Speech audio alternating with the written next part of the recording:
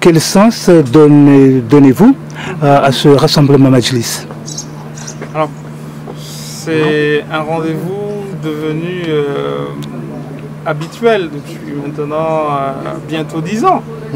Et j'ai toujours la joie de retrouver mes frères mahorais et ceux des autres îles pour ensemble se rappeler les enseignements du prophète, rappeler ses enseignements de fraternité, d'humanité, de bon comportement. C'est d'ailleurs le thème retenu cette année. Et c'est donc toujours avec joie que je réponds, malgré la fatigue, parce que je viens d'Afrique de l'Ouest.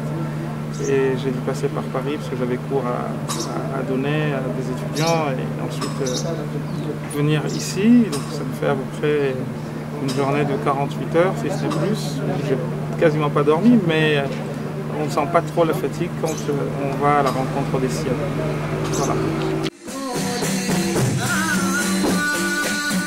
Il y a une question qui a été posée qui était de savoir si le bon comportement était, et là je caricature un peu les propos de la question, l'apanage des seuls musulmans. Et la réponse a été de dire non, en partant de ce que le prophète nous a enseigné et en partant de beaucoup d'exemples du Coran qui montrent que nous avons à apprendre en tant qu'humains les uns des autres et qu'il ne faut sous-estimer personne et se sentir au-dessus de personne.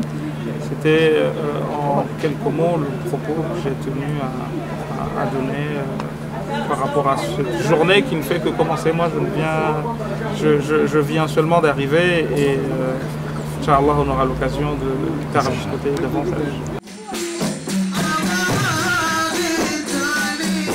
Chaque année, il y a un petit élément nouveau, comme nous l'avons indiqué.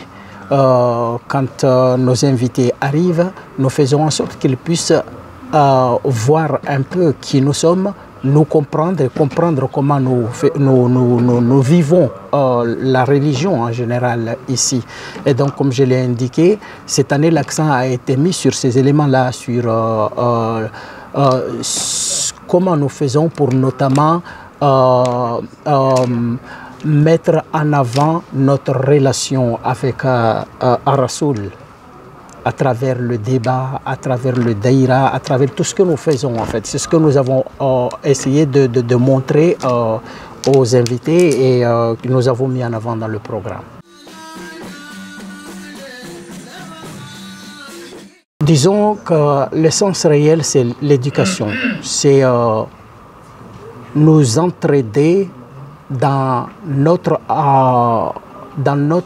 façon de réfléchir ensemble pour pouvoir éduquer nos enfants, éduquer les grands et ne pas nous perdre de chemin dans ce que nous estimons être bon pour nous, c'est-à-dire notre, comment on appelle ça, comment faire pour que notre vie quotidienne s'inscrive dans une ligne qui soit acceptable dans la religion. Comment faire pour que nos enfants puissent nous suivre, puissent nous comprendre. Comment faire pour qu'ensemble, nous marchions dans une unité qui puisse être bénéfique pour nous tous. Nous comprenons que chez nous, nous avons beaucoup perdu dans la prise en main de la jeunesse.